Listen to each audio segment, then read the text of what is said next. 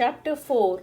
Shri Sadguru said, there was an ascetic named Ishwarapuri. He was a great Bhagavottama and was a disciple of Shri Madhavendra Swamigal. He was a man of noble character and had complete control of his senses. He had subdued anger and had developed total detachment.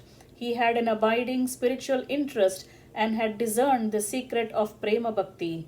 Once, when he came to the holy place Navadvipa, he met Sri Gauranga near the sacred river Ganga. A world-renowned scholar, a man of erudition, embellished with rich knowledge of the Shastras, Bhagavan Sri Gauranga, who was as handsome as youthful Manmata and was a resident of Navadvipa, paid his respects to Ishwarapuri with all modesty. Sri Nimai Gauranga took home the Mahatma Sri Ishwarapuri and sincerely attended to him with all rituals. He felt that his life as a householder had become fruitful on hosting Mahatma Ishwarapuri. Taking him to be his preceptor, he offered him his respects and prayed to him to bless him with ardent devotion to Lord Krishna. The Yogindra Ishwarapuri blessed him with what he wanted, took leave of him and started on his journey. From then onwards, Sri Gauranga was engaged in nurturing deep devotion to Lord Krishna and serving the noble man who halted on the bank of the river Ganga. After some days, he arrived at the holy center of Gaya accompanied by his followers. He took a holy dip in the river Phalguni, had the darshan of Bhagavan Gadadhara and saw with all devotion the Vishnupada, the holy foot print of Lord Vishnu, under the pipal tree named Akshayavata. He worshipped that lotus feet print of Sri Vishnu, the bath water of which sanctifies all the three worlds, the sacred dust of which is sought by Sri Brahma, Sri Rudra and Indra, taking refuge in which the Vedas have a respite and which is worshipfully tended to by Devi Lakshmi, and that which ends the miseries of material existence. Beholding the rare beauty of lotus footprint of Lord Sripati, he became enraptured and his hairs stood on the end. Unable to bear the emotional outburst, he swooned and fell to the ground.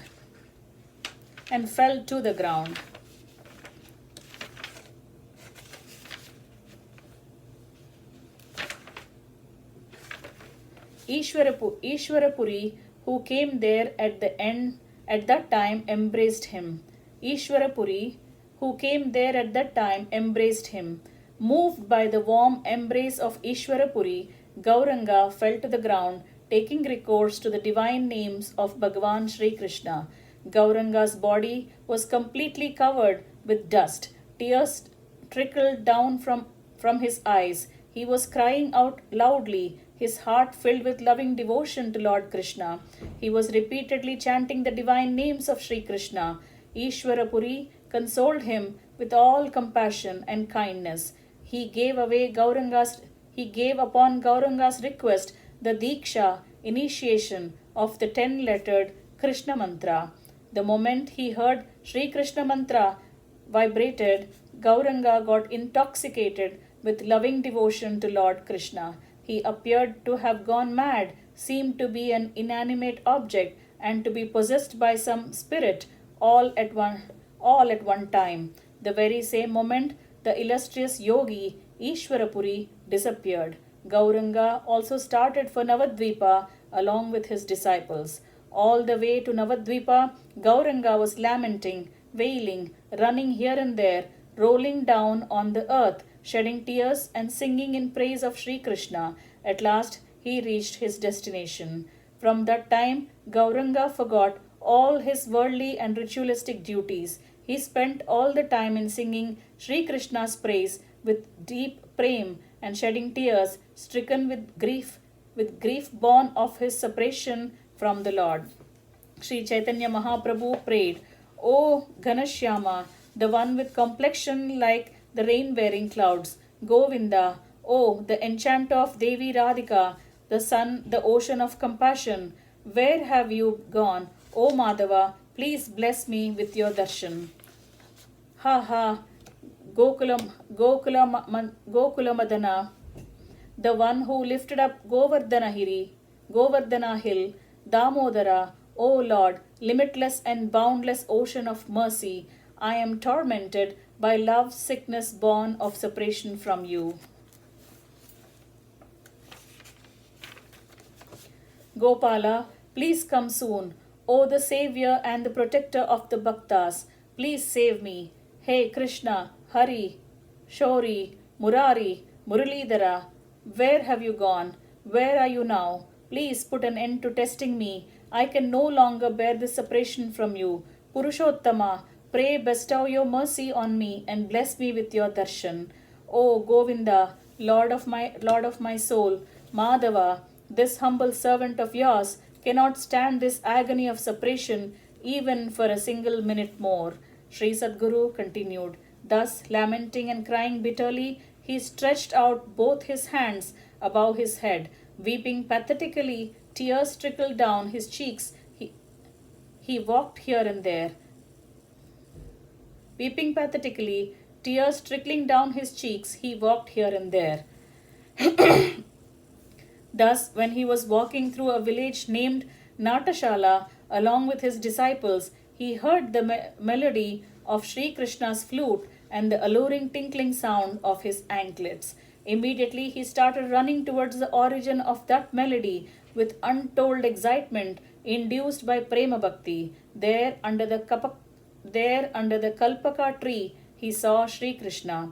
He had the sacred darshan as follows. Sri Hari was draped in an exquisite yellow silk. His complexion stood on par with the color of the Attasi flower. He was playing masterfully on the flute. He was standing in a delightful cross-legged posture. His legs were adorned with precious stone-studded anklets. He had a very broad chest and was wearing a peacock plume on his head. Beholding Sri Krishna, the consort of Devi Radhika, again and again he fell to the ground, unconscious. When he regained consciousness, he found the whole world empty. Thus his heart melted in the separation of Sri Krishna. Lamenting and wailing all the way, he reached Navadvipa.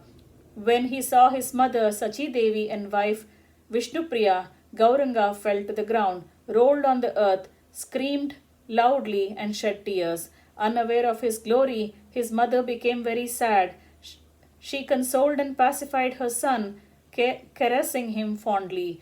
Overwhelmed by devotion, born of recollections of darshan of Sri Krishna, he was excited. His hair stood on the end and he exhibited ecstatic symptoms. He roared often and produced a loud noise. Afflicted by the pangs of separation from Sri Krishna and overpowered by Krishna Prem, Gauranga's body shivered again and again. Endlessly chanting the divine name, Hare Krishna, in a feeble voice, he remained in a delirious state arising from immense prem. Thus ends chapter 4, entitled Gaya Yatra Varnanam of Book 4 of Shri Vaishnava Samhita, composed by Shri Krishna Premi Swamigal.